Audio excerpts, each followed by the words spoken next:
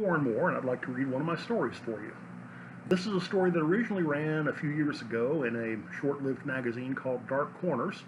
Um, the language in this one gets a little rough at points, so if you're easily set off by such things, this may not be the story for you. Also, it's a little dark, but most of my stories are, so you may be used to that. Anyway, this is a story called Domestic Tableau.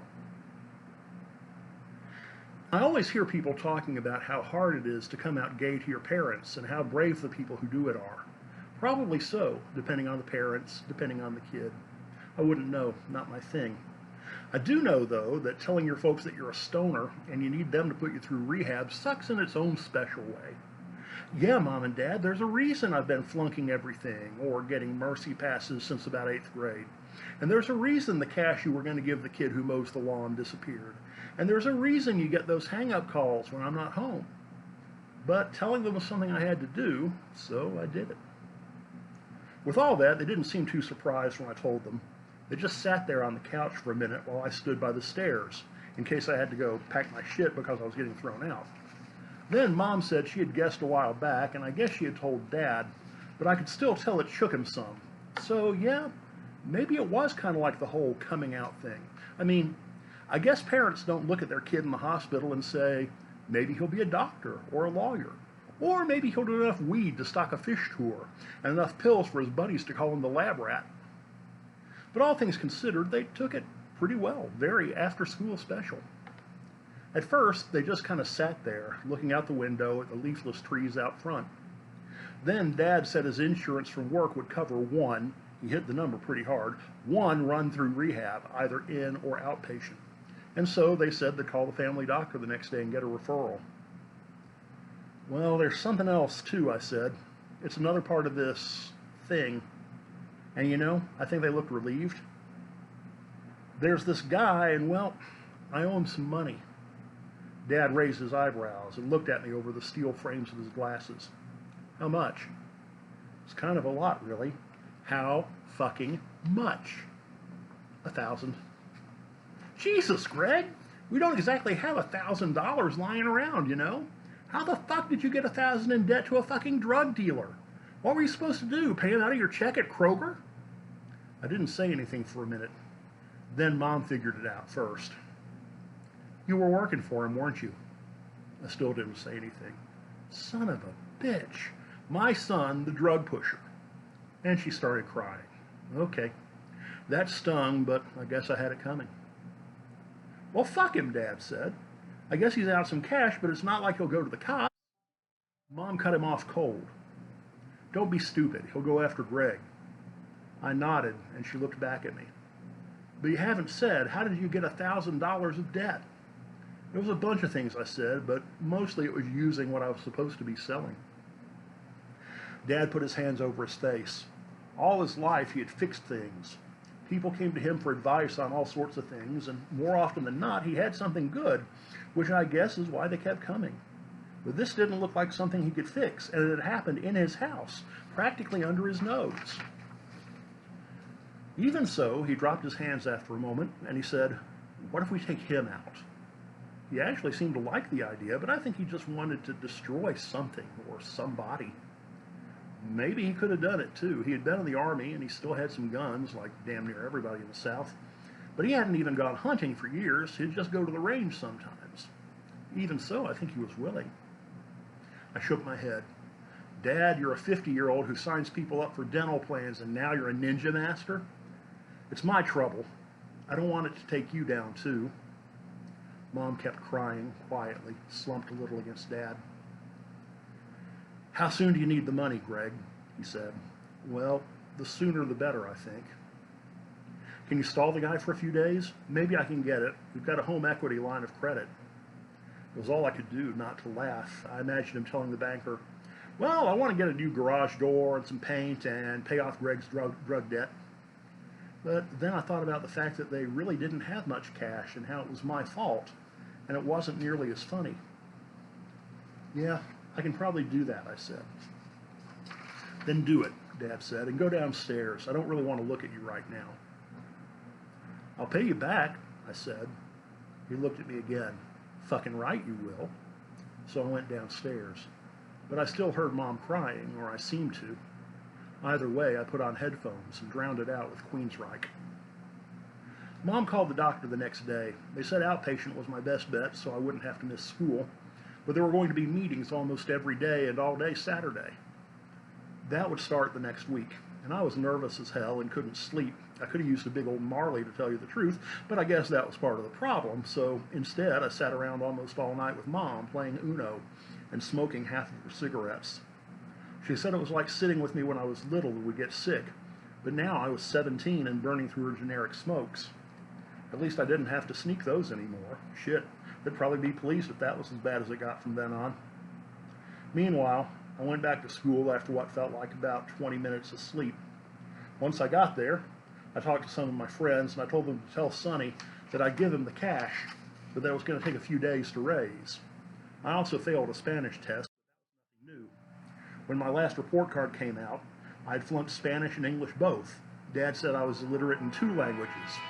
Of course, now he knew why, but he was out hustling to get the money for me. That also meant we were going to be eating a lot of fish sticks for dinner for a couple of months. But it was also pretty cool. They had said I could always come to them when I needed help, and I guess it was true. Mom was waiting for me in front of the school. Curb service, but I still felt like a dork. But if it was what I had to do, well, then it just was, so I did it. She didn't say much, so I didn't either, and we went home. I'd called it fish sticks. We were going to have those so often we'd probably learn Mrs. Paul's first name. Dad got home and told us that he had found a way to come up with the money I needed to give Sonny. I'm selling my dad's guns, he said. I never knew Grandpa. He died before I was born, but I knew the guns. He had brought them back from Germany, and then Dad got them, and I was supposed to get them one day, but I think seeing Dad get the Luger and the .45 out of the closet was harder than telling him I was a druggie. He cleaned them, holstered them, shook his head just a little, not saying anything. Then he took a deep breath and carried them to his truck and headed out, I guess to the gun shop, or maybe to someone he worked with. But when he came back, he told me I could tell that person that I could pay him back.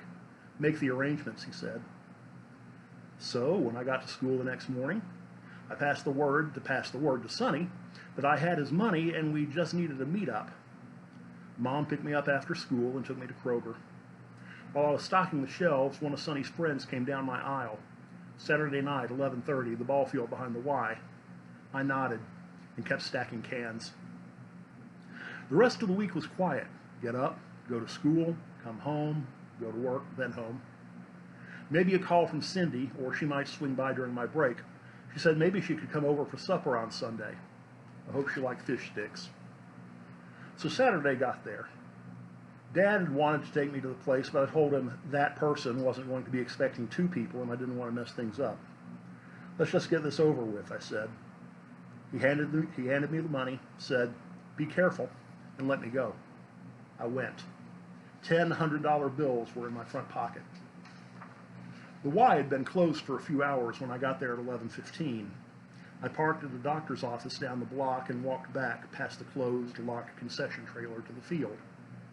I waited by the backstop for about 5 minutes, and then Sonny slipped out of the shadows of the press box, where the elementary school principal would call the Kid League games over the PA when spring came in a couple of months. He wore a Bengals jacket against the cold and carried a plastic Kroger bag. Greg, he said. I nodded. Sonny. They came up with the cash? He said. Yeah. You got the oxy? Yep. Double your money easy, even if you keep a bit. Call it an investment. Yeah, that'd keep me happy for quite a while and get me into another level of the business. I nodded again. Well, let's get it done, he said. I shrugged, reached in my pocket, handed him the money. Count it, I said. He laughed. It's all here, and it better be. See you around, Greg. He handed me the Kroger bag, turned and walked away, and had almost made it to the third base edge of the backstop when his head popped like a big zit, and he collapsed like a stuffed animal that someone had dropped. Dad stepped out of the shadow of the press box, holding Grandpa's army pistol. Fuck, Dad, you killed him! What the fuck? He stepped around the backstop, crouching for a moment to scoop up the cash that had dropped from Sonny's dead fingers. I had dropped the bag and was backing away. A couple of Ziploc bags with pills in them fell out. Stop, he said. I took another step backwards. I said, stop. Be a fucking man just once, Greg. So I stopped. He came over and handed me the gun. It was heavy, heavier than it looked. Okay, shoot him. Why? I asked. He's already dead. He slapped me. The first time he had done that since I was a kid. Because I want you in this with me. Because none of this would have happened if it hadn't been for you. Because when you've been at school every day, I've had to take the crying phone calls from your mom. Because I fucking told you to. He took me by the arm, led me to what had been Sonny, raised my arm to the proper angle. Use 2 hands. It kicks. He stepped around the body across from me. Just squeeze the trigger, son. So I did what he said. It isn't like the movies or a video game where the bodies jump when the bullet hits them. I shot him, and nothing really changed except there were 2 bullets instead of 1, I guess. Dad was right. It had kicked, and my wrists were sore. I lowered the gun to my side, still looking at Sonny. I didn't even see the flash when Dad shot me with the Luger. The shot took me high in the chest. It felt like the hardest punch I'd ever taken, that anyone had ever taken. The gun fell from my hand, and I fell next to it, just a foot and 1,000 miles away. I tried to yell for help, for somebody, but I just sounded like water in a drain. My mouth tasted like blood and snot. I don't know if you can hear me, Greg, Dad said as he put the Luger in Sonny's hand and pulled the trigger. The bullet kicked up dirt near me, but it didn't matter. The one that mattered had hit me. He stood up again. You don't know how hard this will be for your mother, he said. We'll be at the grocery, and people will see us, and later they'll talk about what happened to the Phillips boy. She deserves better than that, and so do I. Matter of fact, the only folks getting what they deserve are you and this boy here. But we also didn't deserve a shit kid who sells dope and will put his parents through the mill, who scams his folks for dope money, who wouldn't come home. You know how many goddamn times we called hospitals and police stations at 3 in the morning? He was still talking, but I felt like I was looking through a camera on a crane, and the crane was slowly moving the camera higher. We knew, Greg. We fucking knew. And then you had to drag us into it. You'd let us scramble, let us worry, steal our money, trade your family's history to pull your ass out of the trouble you got into. No, to get in deeper. Sooner or later, you have to cut your losses, he said. And I think he was crying as he took off his gloves. You should have learned that. It's something I had to do, so I did it. You should have learned that too. I still couldn't reach the gun, and I knew I never would. The Luger was in Sonny's hand now, and I saw Dad walking back the way he had come. Then I couldn't see anything anymore, and I felt the cold brush of one of the last snow flurries of the year. Thanks. If you like this, leave a comment, leave a like, share it with friends. But once again, I'm Warren Moore, and one of the things I do, I write stories, and sometimes I read them. Hope you're well. Thanks.